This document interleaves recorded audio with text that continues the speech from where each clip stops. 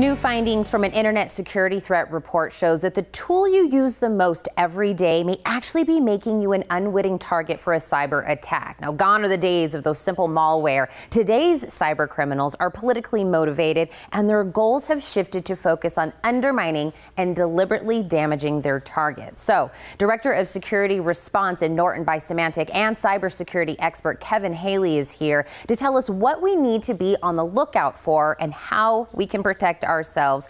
Kevin, can we actually start out with you telling us about some of the new findings from that report? Well, we've seen everything from botnets taking down the internet to our political parties being attacked to bad guys encrypting our files, holding them for ransom and extorting us to get our files back. So what is the cyber criminal's newest weapon of choice? You know, the newest weapon is actually one of the oldest. They're using email. They're delivering email into our mailboxes, pretending to come from someone else and tricking us into clicking on links or attachments. Once we do, we get infected. We've got malware on our system. And this is a program that's very common. How are the criminals using Microsoft Word documents to fool the victims? Right. I mean, we don't think of Word as a particularly dangerous file. We work with them every day. And for the most part, they're not. But attackers are hiding malware in Word documents, and then they're tricking us to enable features in the Word program.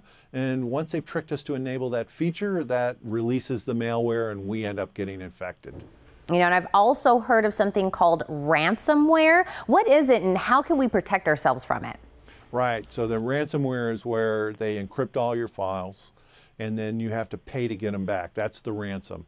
That has gone from $300 on average to $1,000. So they want $1,000 to let you have access to your files.